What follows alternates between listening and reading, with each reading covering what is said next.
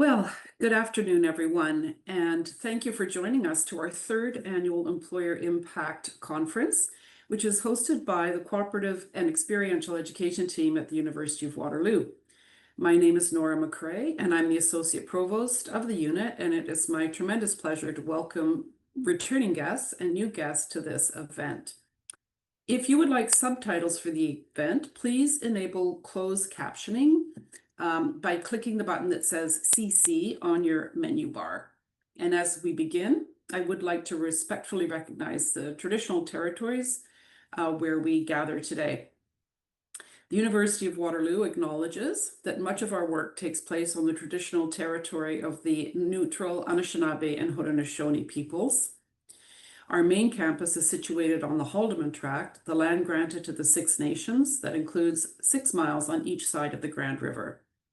Our active work toward reconciliation takes place across our campuses through research, learning, teaching, and community building, and is coordinated within the Office of Indigenous Relations. This year, our conference focus is the power of change makers. As we navigate an ever uncertain and volatile world, we see it as our mission to empower emerging talent, to innovate and make change and impact, and how that is even more important than it ever has been.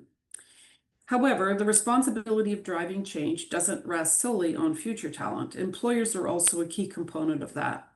And we recognize and really appreciate the partnership of our employers in this work and how they support fostering a culture of innovation, providing autonomy, and encouraging the learning of our students in their workplaces.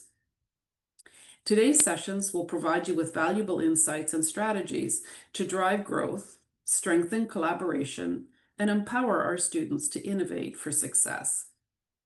By covering such topics as mentorship, recruiting top talent, and leveraging generational strengths for productive workplaces, we hope you'll gain valuable strategies for building your own workplace of the future. Over the next few hours, we'll share our experience and research-backed insights, and you'll hear directly from co-op experts, employers, and students about how to build mutually beneficial relationships that drive success for your organization.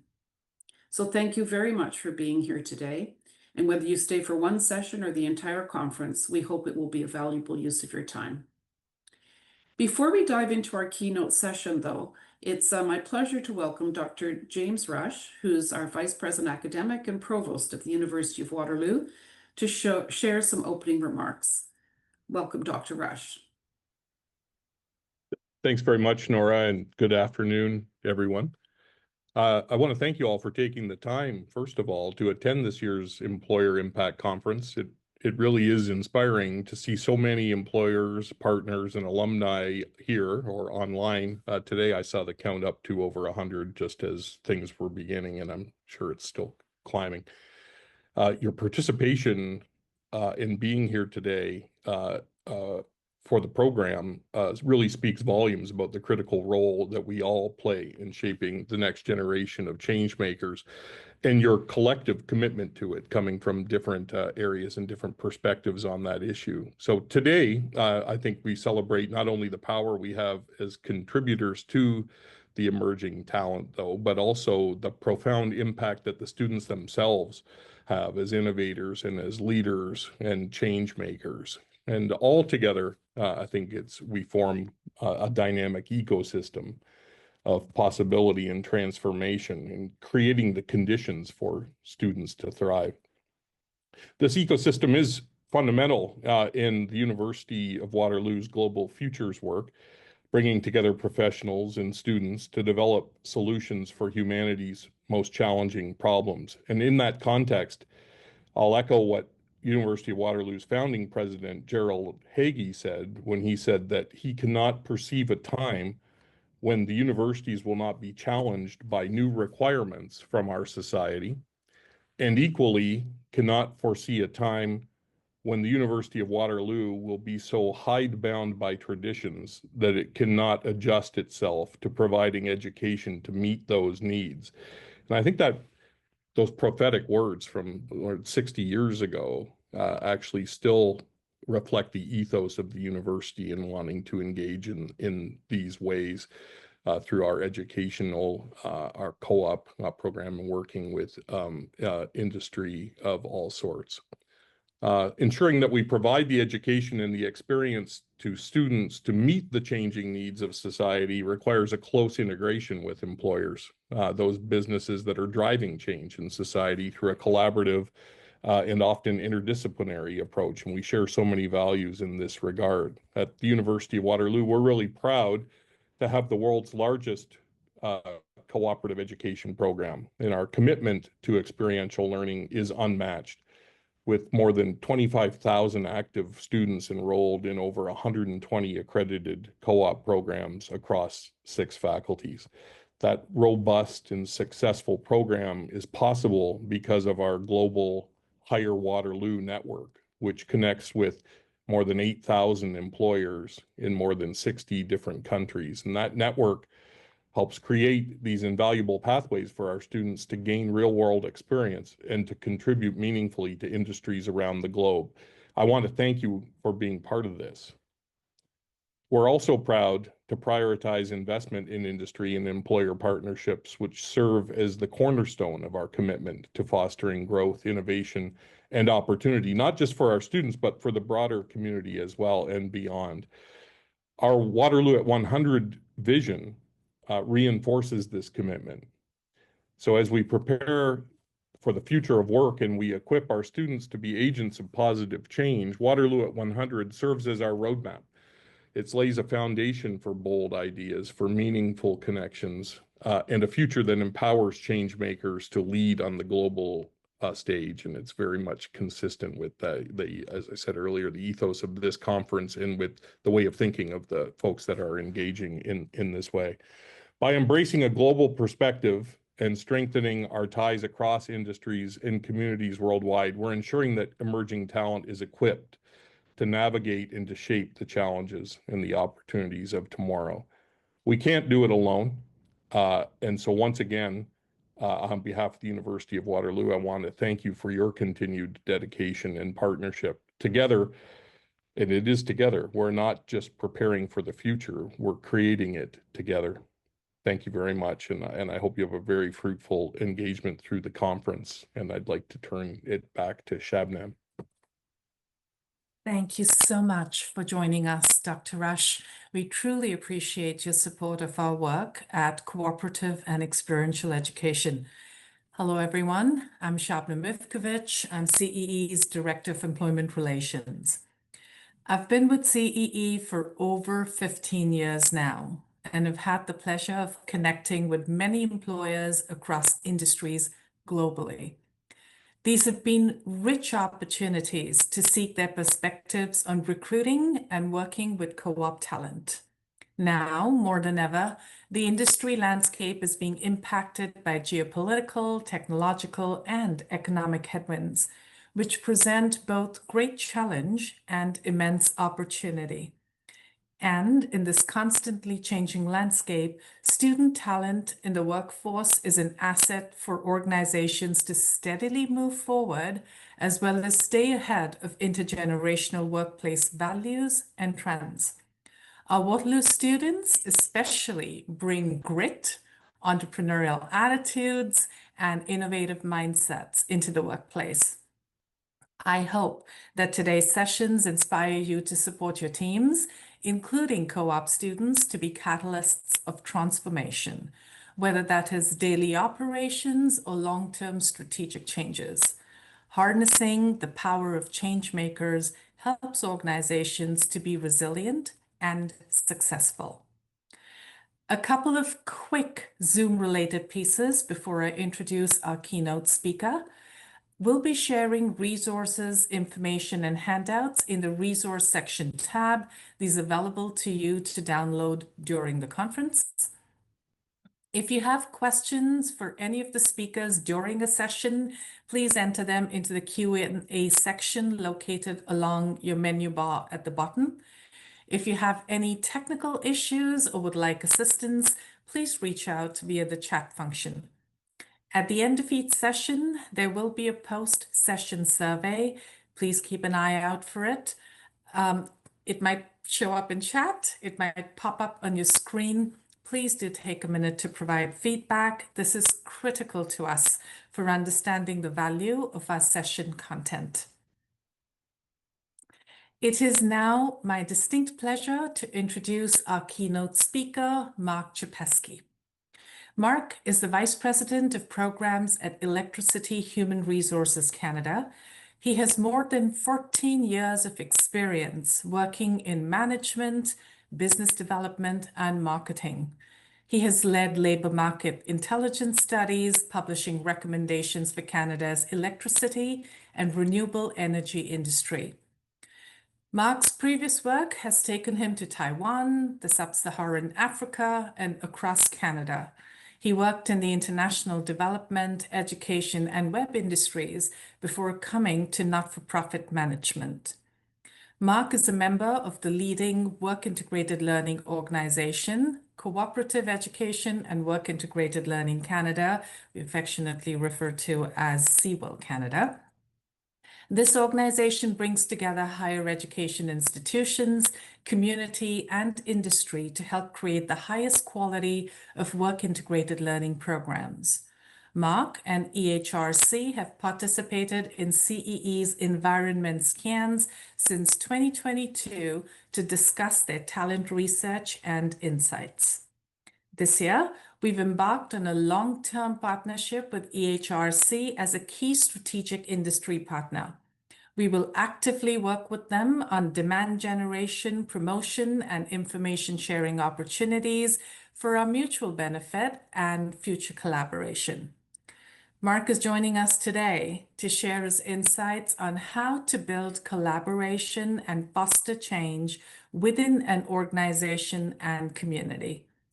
Drawing from his unconventional career path, Mark will share perspectives on bridging education and industry, cultivating a change-maker mindset, and navigating the future of recruitment in a world shaped by technologies like artificial intelligence.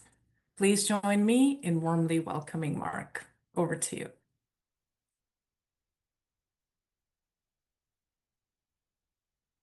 Thanks very much, Shabnam. Hopefully everyone is now able to see my slides. It is my distinct pleasure to be speaking to you today. As Shabnam mentioned, I'm the Vice President of Programs at Electricity Human Resources Canada, or just EHRC for short. We're an organization dedicated to understanding the workforce needs of Canada's electricity industry, working with partners to respond to the challenges and chase the opportunities for the sector. And I have the distinct pleasure of really loving my job because I feel that I'm helping to nudge a system to improve our ability as a country to electrify the economy and have a direct impact on reducing climate change and risk. Before I get into it, I do want to acknowledge that as part of EHRC, we conduct our business on the ancestral and unceded territories of all First Nations, Métis, and Inuit people across Turtle Island. Our head office is located on the traditional unceded territory of the Algonquin and Anishinaabe people, whose enduring presence and contributions we honor. As part of a national organization, I recognize the vital role of Indigenous people in Canada's past, present, and future. And I am committed to supporting reconciliation through my own work, through partnerships and actions, respecting the inherent and treaty rights of all Indigenous peoples, and striving to build relationships based on respect, dignity, trust, and collaboration. I chose the slide in front of you because change of the leaves in the fall is one of my favorite times of the year. I'm not sure if it's because I have a birthday in the fall or if it's just the appeal of the colors, but I thought it apt given the nature of the discussion today, making change. I've taken the liberty of making a word cloud. Now, why am I showing you a word cloud of a bunch of titles that I have held in the past or currently that are both formal and informal? And I think it's because for me, and I think for many, all of the different intersecting identities that we have are part of the change that we want to see or that we want to make in the world. For those with a keen eye, I do have a bit of a penchant for the performing arts, so you'll notice that there is a singer and a dancer in there as well. And if you're ever interested and you find me at an event, I'd be happy to talk about it. My team makes fun of me on a regular basis. I'd also add that my pronouns are he, him, and if someone were to ask me to describe myself, I'd say I am a white male with a brown beard, blue eyes, and a head of brown hair that is increasingly less and less present.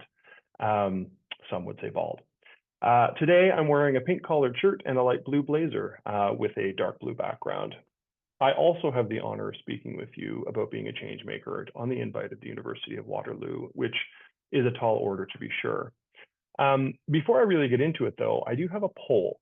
And the first question of the poll is, who likes change?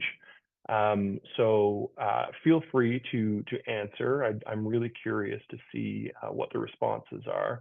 I know we just had a federal election, and there was, regardless of who won, and we now know that it'll be a Liberal government, but either way, there was going to be change because it's a new leader in either situation. So I'll be curious to see the responses to this.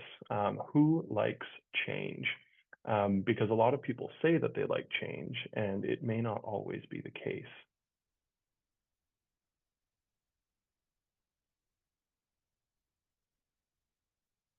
Now, I'm not sure if I'm allowed to see the responses, though.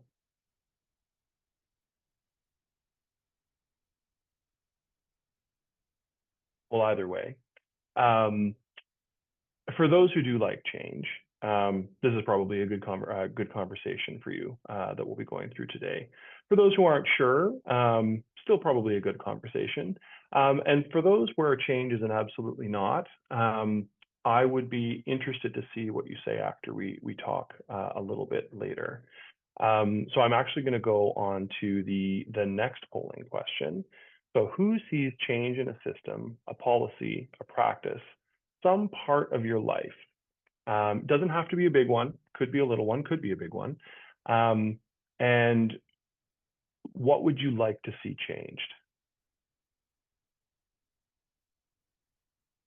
Or something that you'd like to see changed. So yes, I see something. No, I don't see something. I'm not sure what you're talking about. That's also totally fair. Oh, and now I've got the results from the previous poll. So while folks are responding to this one, just for everybody's benefit, 50% like change, 38% aren't sure, and 12% absolutely do not like change. All right, so 90% of people see a change that they'd be interested in influencing. 11% are not sure, and 2% are no. There's nothing that I would change in my life, or just generally in the society in which I'm a part. So that's very interesting. So lots of us see change in our lives, and I think that's fairly normal. There's something that we want to have an effect on. So let's dive in a little bit. I'm going to share with you a few of the things that I think have sort of helped me in my own journey to influencing or making change. One is passion, and I'm going to dive into them separately, so I'm just going to sort of list them here. But one is passion. Another one is hope, curiosity, power of relationships, influence, perspective, and grit. Each of those have, in one way or another, sort of become part of my own ethos as I'm thinking about influencing change. As I'm going through the slides today, I've decided to share a number of sort of personal pictures, which from my own professional experience, which hopefully you take some humor out of. So I'll start with this one. This is a picture of me back when I was a teacher of English as a second language overseas, and I think this one is for me all about passion. You have to find your passion. For me, I found mine at a young age, and I sort of like this slide because it shows me in front of a group of kids who are very young. I always knew I wanted to help people. I just didn't know how. And as long as I followed a path that led to some form of assistance for another human being, I've had some sense of fulfillment. on what was probably my 9th birthday, and I don't know exactly, but from a timing perspective, it makes sense. I remember having to make a wish. You know, you blow out the candles, you make a wish, and in order for wishes to come true, many of you would know, the theory goes that you can't tell anyone. So after I'd made my wish, I kept quiet because it's supposed to be a secret. Well, at 9 years old, it's hard to keep a secret.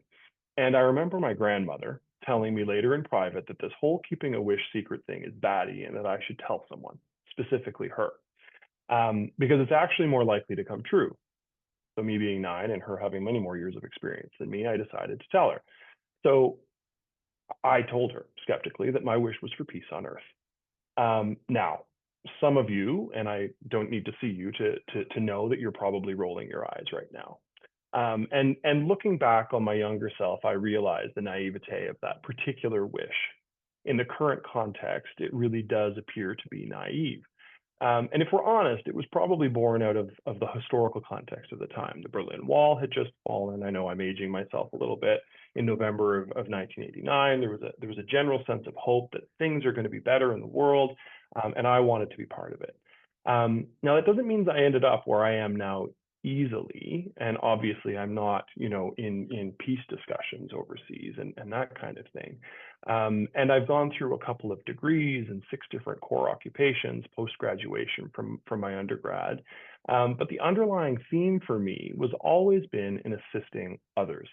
For anyone struggling to figure out what drives you, and it, again, admittedly, it's taken me time to come to where I am today, but I would recommend or suggest a book by Simon Sinek called Find Your Why. And if books aren't your thing, because they're not for everybody, he also does a great TED Talk that's worth looking up online. The cool thing about passion is it's contagious. Most people can't help themselves, but get revved up by someone who is passionate about something, even if at first they themselves may not be passionate about that same thing. And going back to the story from my youth, the early 90s were a time of hope. So hope for something better, which takes me to the next thing that I'd like to discuss. Let's talk about hope. I don't want to confuse hope with belief or optimism. Those are very different. Blind belief or optimism that something will become better without some action leaves the world to chance. And if for those who want to flip a coin on their future, that's of course their business. But for me, hope implies a mix of optimism and agency. So I have the agency to make a difference. I choose to do so. And so that is where you see those two things. I'll also let you know, or fill you in on a little secret here too. One of the underlying skill sets that's critical to success is the ability to deliver on a commitment. Sounds boring, but committing to a deliverable in a timeline and then actually achieving that timeline, sometimes referred to oh so boringly as project management, will set anyone heads and tails above others. And I actually think that's part of hope, because you're, again, taking agency and making it your own. Woody Allen once said that 80% of success is just showing up. I believe the other 20% is delivery. I'm not so obtuse as to believe I will always be successful. I certainly haven't been, but I do believe that regardless of the actions I choose to take, I'll either be successful or learn from my failures. And that's a key discerning thing. In the photo on screen, just because I think it's worth sharing with you, I'm actually completing a master's thesis research project in a remote area of Uganda called Tesoland, or where the Ateso people live. I was attempting to understand if it was possible to disrupt the cyclical conflict in the region by introducing an economic change in the local economy, a fairly fundamental one. And so I was doing interviews and local consultations with people living there. Because conflict was largely being driven by cattle rustling with automatic weapons, I was attempting to see if there was a critical mass of support to move from a cattle-based economy to a more diverse one that didn't include cattle. Ultimately, my research was selected by a local NGO to seek funding from the European Union to pilot the findings in the region. And this, sort of going back to what I was talking about earlier, sort of finding, peace on earth, that sort of thing. Again, sounds far-fetched, but you can have, as an individual, as a researcher, even as a student. At the time, I was a student. You can have an impact on local economies, local people's lives, and it's worth thinking about that. Curiosity. I know this picture is funny. I'll get to it in a second. The concept of a lifelong learning is not one I had come to fully appreciate until I entered my master's program at Royal Roads University out in Victoria more than a few years ago, if I'm honest. But I think it's one that I had fully bought into before then, but just hadn't named. I probably would have just called it curiosity. Curiosity has always been something that served me well, both professionally and in my personal life. And in the picture here, you'll see me trying to start a generator. Now, what does that have to do with curiosity? Well, I currently work for an organization that specializes in the generation, transmission, and distribution of electricity workforce requirements. I am, for all intents and purposes, though, still a liberal arts graduate. Electricity generation fundamentals is not part of my core area of expertise. So working in a field office in northern Liberia, which is in Western Africa, I was not equipped to manage the complexity of a completely off-grid power system and no technical expertise on the team. But let me tell you, I learned pretty quickly how solar panels are connected through an inverter to the batteries and what to do when the batteries aren't charging from the generator in off daylight hours. Turns out someone had stolen the cable between the generator and the batteries in the building we were working in, but that's a story for another time too. Curiosity, though, has served me well in many ways. I question old ways of doing things regularly. Can something be done better? What are other people in similar and different roles doing when confronted with similar problems? Curiosity is so helpful when approaching a disagreement with a colleague or other relationship. I try to keep an open mind when being presented with differing opinions. And I've been known to change my mind when presented with a compelling argument and sound data to back it up. Just before I move on, I did forget to say early on, just as a reminder, Shabnam had mentioned, if you do have a question as I'm moving through what I'm talking about, feel free to pose it in the Q&A. It should be at the bottom of your screen, and I'll get to. There'll be some time at the end for questions and answers at the end. But let's move on to relationships. I mentioned previously that relationships are important. It's possible to make change by oneself, but if the kind of change we're thinking about is system change, then you can't do it alone.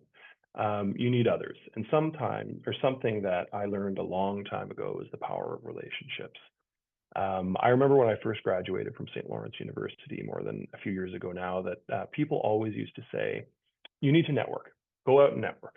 And between you and me, and again, I was a 20, 21 years old student, I didn't have the foggiest idea what that meant or how to do it. Confidentially, even today, cold networking leaves me a little uncomfortable, but I do it because I believe in a little theory popularized by a Stanford University professor in 1973 on something he called weak ties.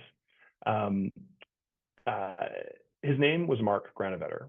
He found that casual acquaintances were actually more important than immediate friends and family when seeking to land a new job. The theory is equally applicable to change making. Don't get me wrong, friends and family, crucial to mental health, just general well-being, but it's actually loose connections with others that are more critical to long-term success in work. So here are a couple of quick networking tips for anybody who's sort of thinking about networking for the first time or wants to hone their skills. Next time you go out to a networking event, set yourself a goal. Ideally, you have a list of people you want to meet, but if that's not possible, and typically no more than 5, by the way, and if that's not possible, you just make sure that you have 5 meaningful conversations over the course of a 60 to 90-minute event. Make sure you get the contact information of the people you connect with, and now most critically, follow up within 48 hours. Any longer, and the likelihood of successful weak tie connection dwindles. LinkedIn is a fantastic way to stay connected and then check in on from time to time. And I'll admit, I'm still a work in progress in this area, but the most successful people build their network and maintain it over time. And when I'm measuring success in the terms of change, the change they're able to make and the change I'm able to make as a result of the relationships we have together. This philosophy of mine, there's another one I also stumbled upon after reading a book by Adam Grant called Give and Take, and it was nice to have it validated. But in it, he argues that in work and in life, there are givers, takers, and matchers. I'll start with the takers. Takers are people that will do whatever it takes to get to the top. And it doesn't matter who they hurt to get there. Believe it or not, there's about 5% of the population that fits into this category. Unfortunately, their philosophy often works and they do end up on top. But there's a caveat: for a while. Eventually, karma gets them in the end, and it may take time, but eventually all people they hurt along the way come back to haunt them. And if you're interested in the backstory, look up the backstory of Enron and the leader of Enron during that time. He was a whose career just totally exploded spectacularly as a result of what he had done. Now, next are matchers. This is the majority. This is the group that believes if I scratch your back, you'll scratch mine. Everything is quid pro quo. They keep score. They do pretty all right in life. Actually, they do fairly well usually. But the last group that I want to talk about, and this is the group that I sort of believe in, those are the givers. Contrary to popular belief, this is the group who slowly and quietly rise to the top, not on the backs of others, but by lifting others up, and in turn, others lift them up. Because they see the value of that relationship over time. I've always aligned well with the thinking because I always felt it matched my own philosophy on the subject. But on the subject of relationships, in front of you are Lisa and I. Lisa works at Natural Resources Canada. And we're standing on a map of Canada that is 20 by 30 feet in size, with all of Canada's generation transmission infrastructure mapped out. It's got a history of electricity and how it came to be, starting from the first electron flowing to the first light bulb, through the Adambeck power station, and electricity in Canada generation, like from a commercial perspective.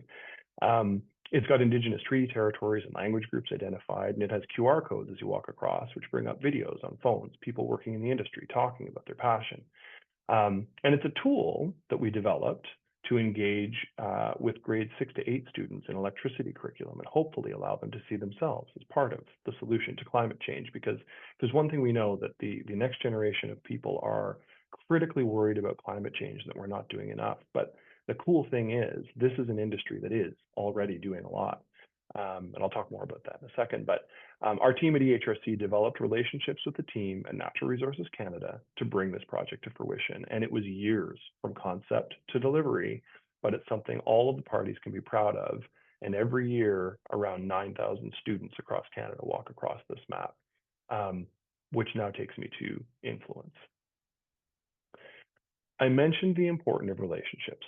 So influence is about convincing others to take actions that align with the change you're looking to make. So how do you do that? Before I get into this, I'd like to pose another question to the group. So it's another poll. So who has a positive impression of sales? And I know that sounds a little different than influence, but if we could have the poll pop up, that would be great. Most people, when I mention the word sales, they think used car salesman or something to the effect, and they have like sales is a dirty word. I'm not sure if the poll is popping up there for everybody. There we go. So do you have a positive impression of sales, a neutral impression, a negative impression? You're not sure. I'd just be curious to see the responses to this, so we'll give it a second. As I said, a lot of people, the first impression of sales is not so positive, but I'd be curious to see what others have to say about it. We'll just give that a quick second.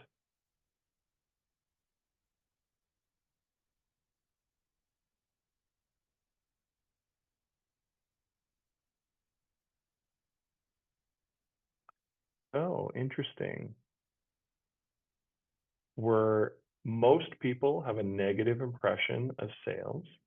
Some are neutral, and some are positive. Very interesting. Okay, so what if I told you that we are all, and I really do mean all of us, in sales, literally all of us? Some of you are probably shaking your heads. I can literally picture it. I don't need to see you to know.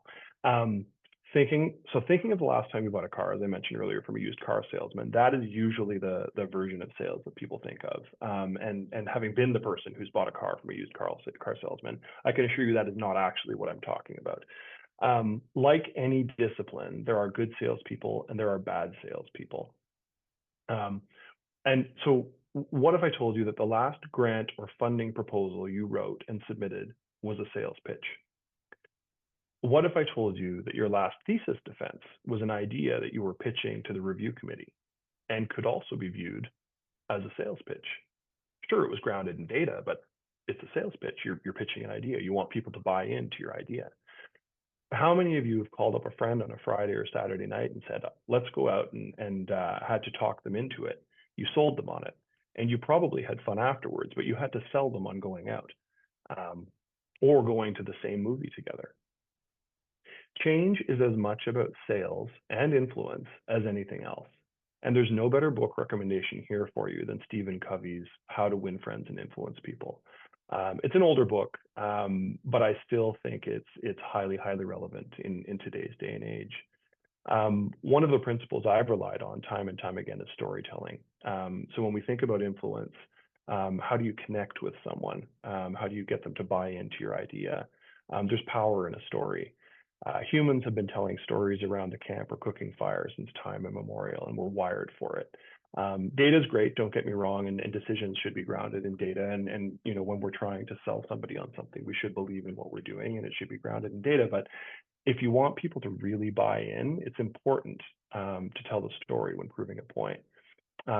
Because to really reach people, we really need to connect with them with a good story.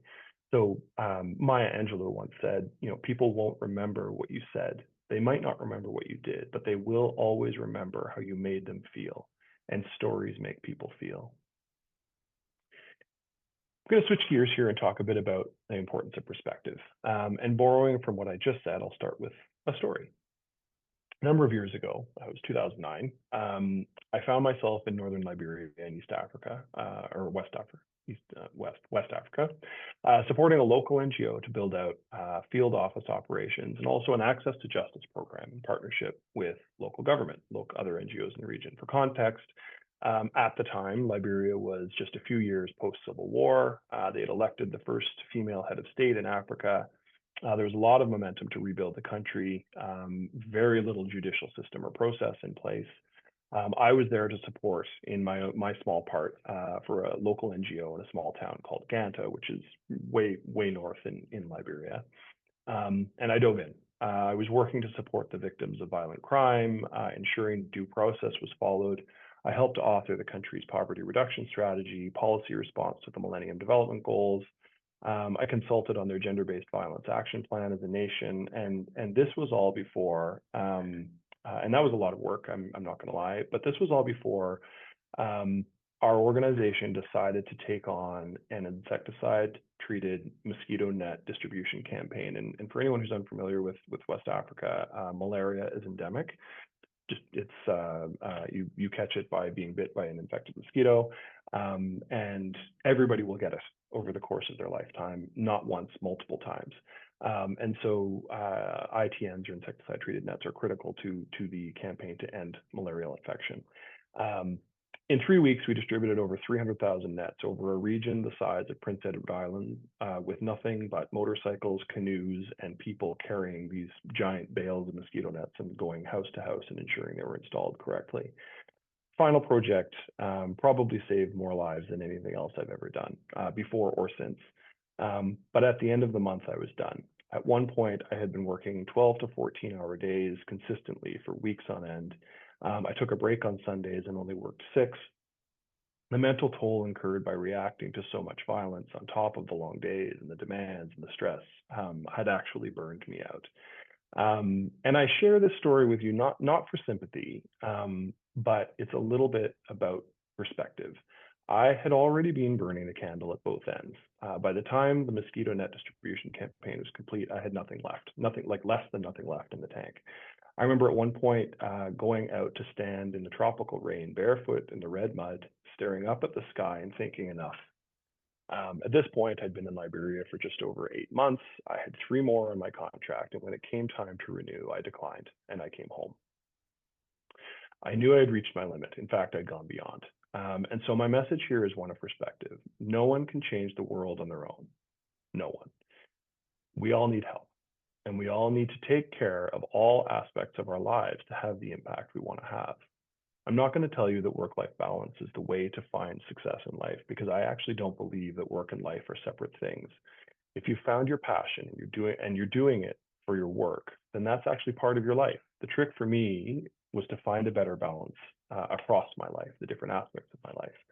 So making sure I have time with my family, making sure I'm meeting my commitments. I'm not going to tell you that I work a standard 9-to-5 job today, because I don't. But I found more balance in my life, and because every part of it is important to well-being. So have some perspective. The other part of perspective is having a look at whatever problem you're being presented with and recognizing that it's probably not as big a deal as it may at first seem in your mind. And just overall recognize that alone you can't do it all. And contrary to the film Everything Everywhere All at Once, short of quantum theory, just not possible. So find balance. Recognize that change takes time, but don't stop pushing for it. And the last sort of piece that I wanted to draw to your attention is grit. Just because something is hard doesn't mean it's not worth doing. If you've found your passion, you've built your network, you know where you need to compromise and what is absolutely non-negotiable, leverage your influence skills and make the change you wish to see. I'm not going to lie and say that any of this is going to be easy. Humanity is incredibly good at building systems, and systems by and large are hard to change. But with grit and resilience, it's possible. So I'll close with a story that's worth telling because it's just a little bit more recent. Many of you may not know, but Canada's electricity grid is today 82% non-carbon emitting. Most of this is due to hydro and nuclear power generation. Until very recently, Alberta, of all places, was deploying renewable energy faster than any other jurisdiction in Canada. PEI is almost 100% powered by wind energy. I think it's worth sharing that the industry workforce has grown at twice the rate of the rest of the Canadian economy over the past 5 years, and that included during the COVID years. It's projected to keep on growing due to decarbonization policy and just plain old global economics, where the cost of renewable energy generation is just much cheaper than other forms of generation. And this is because there are over 110,000 Canadians working tirelessly every day to make an electricity system that is more resilient, more carbon-free, so that other parts of the economy can also decarbonize and reduce Canada's impact on climate change. And I get to be part of it. Our organization is a big part of it. And I feel like I found my place. I may not all know, every one of the 110,000 Canadians, but whether they're aware of it or not, I'm working, or we're working, I should say, our organization is working with company, union, post-secondary leaders to ensure we have the right people, the right skills, and the right jobs across Canada to keep going on this work, because it's important, critically important to the next generation of Canadians and beyond. Passion for what I do and hope is what drives me, but a healthy dose of curiosity, good relationships, focused influence, decent perspective, and solid grit are what get me to where I want to go. My name is Mark Chbesky. Today I work with a team of people in an organization called EHRC, and we're on the vanguard of change for electricity system transformation in Canada. I hope that you found what I shared today helpful from my own personal reflections on over 20 years of professional and personal experience. I do believe we now have time for some questions, unless somebody wants to cut me off. So I'm just going to switch here. I'll stop sharing. And I'll bring up the Q&A. Oh, great question. We'll start with the first one. So what advice would I give leaders? And just for the organizers, I've totally lost track of time. So feel free to send me a message if I'm going long. But what advice would I give to leaders building or managing their first team? I think the first thing I would say is get to know your team, and it goes back to be curious. What is it that drives them? What are their motivations? And it's not always easy, and it's not always a simple question. You may actually have to help them find what their motivations are, because that is going to be the starting point of building a team that's higher functioning and higher capacity over the long term. The next question was, what advice do you have when you are recruiting remote students and definitely can't build any culture remotely and during the 4-month period? They feel it's a very dry workplace. I have to be honest, I too am struggling with the remote work element of work. The best thing that I can suggest for this is setting up a solid mentorship program for the student that you're looking to onboard. Like tying them to somebody who's not necessarily the direct supervisor. In fact, I'd recommend not doing it as their direct supervisor. It's better that it's like maybe with somebody more their peer level. It could be like a coordinator tied to the student or whatever it happens to be. So that would be part one, because what you're trying to do is build that relationship piece between more than one person in the organization beyond just the supervisor or the manager, who can often be a very busy person or a busy personality.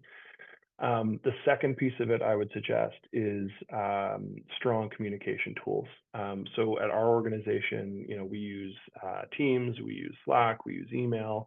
We're fortunate that most of our team is actually headquartered in Ottawa, so we have a hybrid work environment where people are crossing over in person together on a fairly regular basis. But I don't envy the struggle to full-time remote work, because it is a challenge. It can be a challenge, but the key to that challenge is focusing on the relationships between the team members and facilitating them. And then ideally, like you can do it formally, but then making sure that folks have access to the different communication tools that they need in order to stay connected. And then the last piece that I would say is ensuring that there's a solid plan to integrate the student from a work perspective. So what are the check-in points, the standards that they need, and that kind of thing. I think these have jumped around a bit, but you talk about agency being part of hope for individuals who do not have agency within the context of power and privilege. How can they continue to have hope? That's a good one. And I don't know that, again, that I have all the answers. I am a student of change as much as anyone else is. But I think any opportunity to exercise agency, I wouldn't say that no one has agency always, but I do think that some people require more assistance than others. And for those individuals that lack agency, to find someone to support them, find a mentor, find someone to help them open the doors that they need. That would probably be the best answer I can suggest for that for now. But I'd be happy to connect with whoever posted that after as well. So I'll share my email afterwards too. What is the top quality I look for when recruiting for my organization? This is a good question. We actually just went through a whole exercise where we reviewed, what are the core competencies we're looking for in our team. And the two that really stood out for us were teamwork and communication. So the demonstrated ability to have strong communication skills and willingness to communicate even about tough issues. And then the second piece, pulling for each other. So as an organization, we're not huge. We're actually only, we will be 14 people in the very near future. But we have an outsized impact beyond our organization's size. And that is only through our ability it's really driven by teamwork and communication and collaboration, and the willingness to pick up for a colleague who may need a little bit of extra support on a given day, because we all need that from time to time. So I would say there's actually two answers to that: communication and teamwork would be the two big ones. Hold on, they keep moving on me. Okay, what advice? No, I did that one. Curious about how you go about building influence within your company. Do you think the giver method helps that? I do. I actually think that it's possible. So I'm fortunate because of my title in my organization, and it is worth recognizing that, going back to the power and privilege question earlier. But I think someone who's willing to step in and maybe step up when they see a problem, identify it, proactively go to a leader or to a manager or to a supervisor and say, look, I think there's a better way of doing this, and provide a solid rationale. I think that's one way of responding to that, and that is actually a giver mentality. So I think it's something to think about. What do I consider the strongest communication tool to enhance engagement and team collaboration? I don't think that I think that probably the best form of communication is in person, and in the absence of in person, it's video. And the reason I share that, and again, this is in most instances, there are always exceptions to the rule, but the reason I share that is we say so much that we don't verbally say, with our faces, with our hand gestures, and we interpret so much, whether we're cognizant of it or not, from others as they're speaking to us verbally. How many times have you received an email or a text message or something from someone and thought, are they mad at me? Like, did I do something? Like, who's gone through that? And this is not actually a poll, it's a rhetorical question, but I think we've all experienced that moment where somebody sent us a message and we interpreted it to mean that they were upset with us. But then afterwards, assuming we didn't stew on it and we talked to them about it, we actually came to realize that no, they weren't mad at us. They're just, they communicate in a really clipped or shortened way. And so what we thought was anger or upsetness was actually just their way of writing an email. And that's the way some people do it.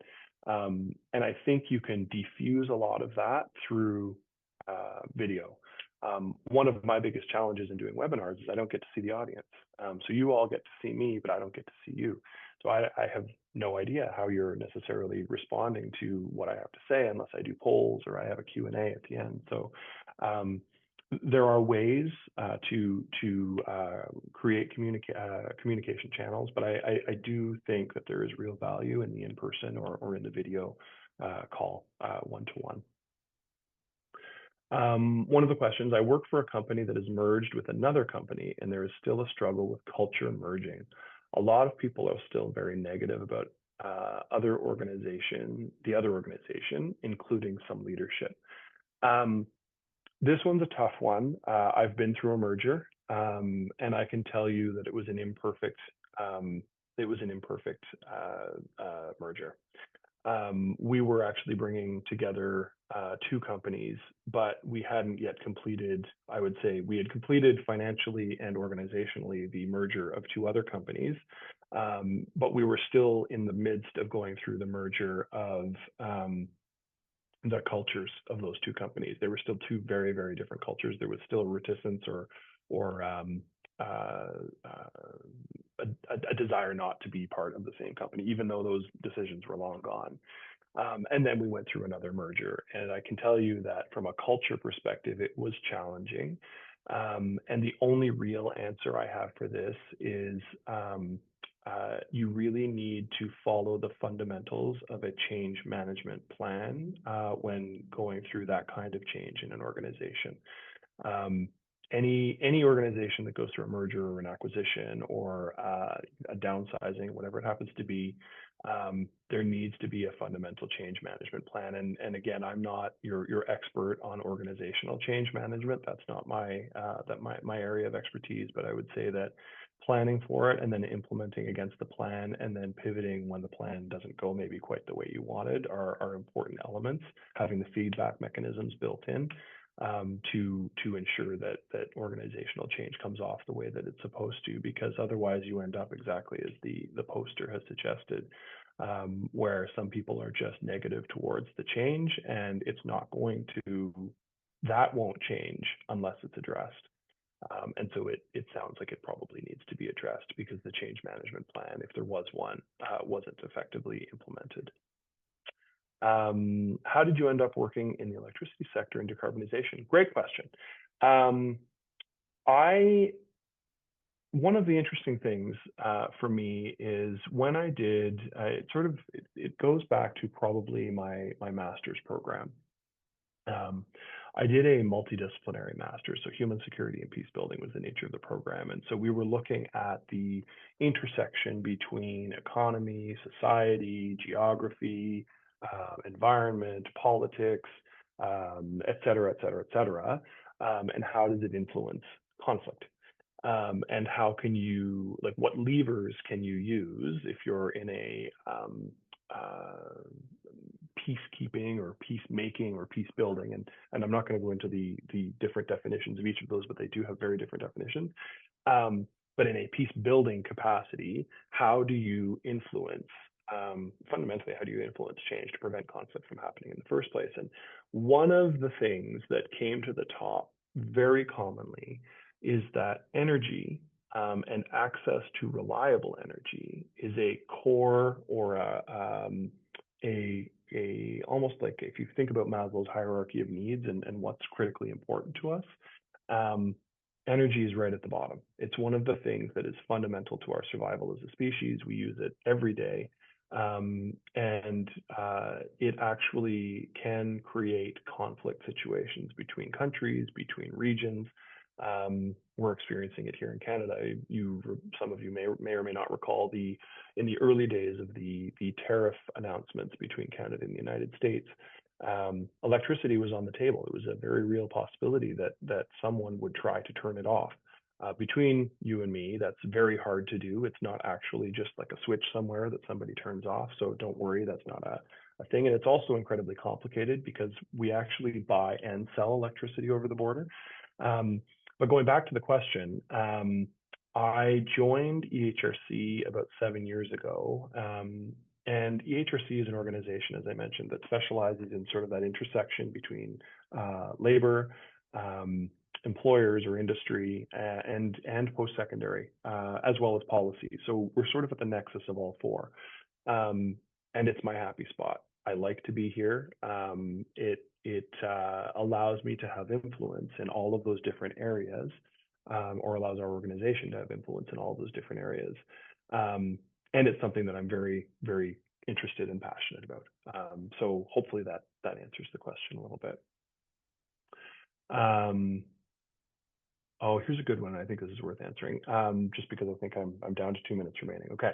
How did I reset and rebuild my energy after I ended my contract in Liberia? This is a really good question. And I think it's important because at some point or other, regardless of the decisions you make, I would say a lot of people will burn out at some point, and they will have some lessons learned. Mine, for me, was to take a role that was maybe lesser than my ability, so that I could, and it sounds terrible, but so I could coast for a little bit. I could still pay my bills and that sort of thing, rebuild my relationships with my family and my friends. But it took me a series of months to rebuild my energy and get my mojo back.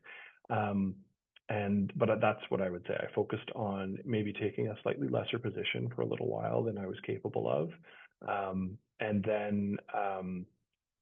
then focusing on my relationships with family, friends, and just rebuilding my personal life, because I had neglected it pretty badly for about a year. So I would say that was probably where how I would answer that one. All right, I will take one last question. And then I'm going to have to close it out, unfortunately. These have been some great questions, everyone, so thank you for this. Have I experienced the downturn of the organization but recover and grow again? What is the key to recover? So I think I will answer this because I have experienced organizational downturns, more than one, over the course of the past however many years. Actually, every organization I've been part of has been part of a downturn at some point or another, usually tied to a funding decision that was outside of our control, or the economy downturn. There was an economic downturn. And truly, the answer to that is stay focused on your passion, or in my case, my passion, and hope for the future. But again, not hope, or not just optimism, but optimism mixed with agency, and the ability to take action. So With that, unfortunately, that's the last question. I do see there's some others here, and I will share with you my email address. It's Chapesky, CHAPESKIE @ehrc.ca. Feel free to send me a message. I'd be happy to answer some of the questions I didn't get to, and I apologize, we just ran out of time. Thank you so much for listening. I hope what I've said today has been helpful to all of you. Thank you so much for the University of Waterloo for putting this on today. I think it's a fantastic event, and so pleased that so many of you could be here to take part in it. I believe I am now, and I should remind everyone to fill out the post-session survey after the session. And I will hand the floor over to Shabnam. Thank you so much again to the University of Waterloo for having me here today, and to all of you for joining us. Thank you very much, Mark, for sharing valuable insights and perspectives. Your talk reminded me about a quote that's often attributed to Mahatma Gandhi: "Be the change you wish to see in the world." Now, Gandhi's original words were more about mirroring the world and changing oneself to impact others. But your life journey and how you apply your learning iteratively to improve things around you reminded me of this particular attribution nonetheless. I am impressed and intrigued by your career journey and can only imagine its influence in enabling you to make change a powerful agent of impact. Your perspectives on passion, hope, which is a mix of optimism and agency, curiosity, relationships that lift others up, influence, using stories for affective reactions, perspective built on balance, purpose, and community, and grit, have set an excellent stage for our conference sessions today. I will call out that purpose is one of our fundamental building blocks within CEE as well. And I hope for future opportunities to explore this further. Thank you again so much. With that, our first set of concurrent sessions will begin at 1:05 p.m., so about 3 minutes. You can choose the session you would like to attend by navigating to the conference page on Zoom, and I do hope you enjoy the sessions you attend. Thank you, everyone.